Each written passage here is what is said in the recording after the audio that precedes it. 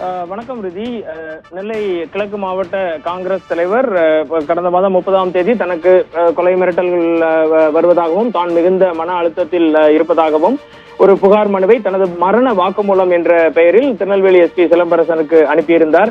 அதன் அடிப்படையில் 2 நாட்களாக அவர் காணாமல் போன நிலையில் உவரி போலீசார் மேன் மிஸ்ஸிங் என்ற அடிப்படையில் நேற்று மாலை ஒரு வழக்கினை பதிவு செய்து அவரை தேடி வந்தனர். இந்த நிலையில் இன்று காலை 11:30 மணி அளவில் உவரி கரைசுத்து புதூர் அருகில் உள்ள ஒரு தென்னை மர தோப்பில் பாதி எரிந்த நிலையில் ஜெயக்குமார் சடலம் மீட்கப்பட்டது. தமிழகம் முழுவதும் மிகப்பெரிய பரபரப்பை ஏற்படுத்தி உள்ளது. இது குறித்து திருநெல்வேலி மாவட்ட எஸ்பி சிலம்பரசன் சம்பவ இடத்தில் விசாரணை நடத்தி வருகிறார்.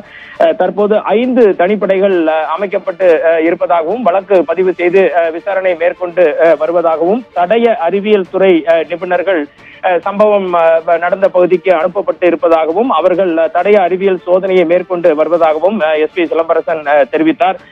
இதை தவிர அந்த பகுதியில் இருந்து சடலம் இருக்கும் இடத்தில் பார்த்தபோது பலகை ஒன்றில் ஜெயக்குமார் கட்டப்பட்டு அவரது கால்கள் மின் உயரால் கட்டப்பட்டு எரிக்கப்பட்டிருப்பதாக தெரிய வந்திருக்கிறது.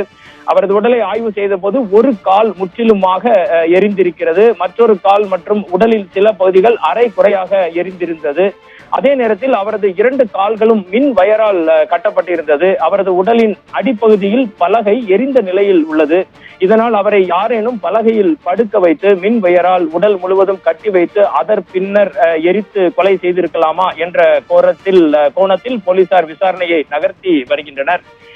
இந்த பகுதி முழுவதும் இருக்கக்கூடிய சிசிடிவி கேமராக்கள் அனைத்தும் திருநெல்வேலி மாவட்ட காவல்துறையின் கட்டுப்பாட்டில் கொண்டு வரப்பட்டு முழுவதுமாக ஆய்வு செய்யப்பட்டு வருவதாக எஸ்பி சிலம்பரசன் நம்மிடையே தெரிவித்தார். இது தவிர மோப்ப நாய்கள் வரவழைக்கப்பட்டிருக்கின்றது.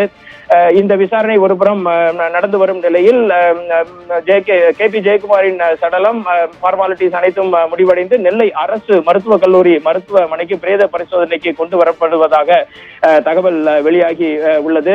கரைசுத்துப்புதூர் அந்த தென்னை மர தோப்பில் காங்கிரஸ் கட்சியினர் பெரும் திரளாக பொதுமக்கள் குழுமி இருக்கின்றனர். திருநெல்வேலி மருத்துவக் கல்லூரி மருத்துவமனைக்கும் காங்கிரசார் மற்றும் அவரது ஆதரவாளர்கள் வந்த வண்ணம் உள்ளனர்.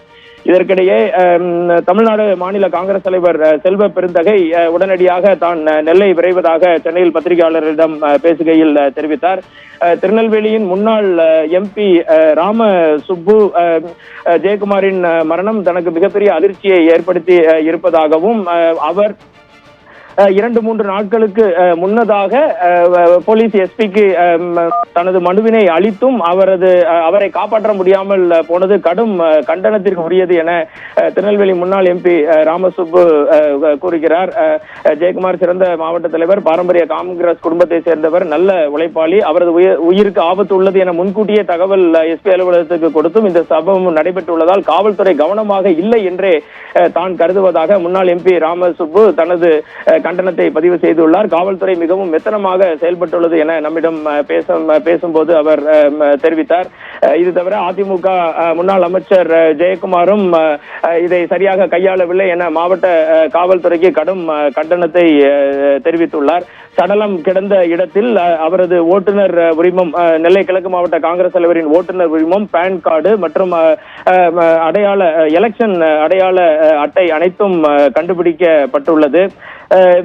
இந்த சம்பவம் திருநெல்வேலி மாவட்டம் மற்றும் தமிழகம் முழுவதும் மிகப்பெரிய பரபரப்பை தற்போது ஏற்படுத்தி வருகிறது. காவல்துறை உயர் அதிகாரிகள் அனைவருமே சம்பவ இடத்திற்கு, SP DIG என அனைவருமே சம்பவ இடத்திற்கு விரைந்து வந்து விசாரணையை முடுக்கி விட்டுள்ளனர்.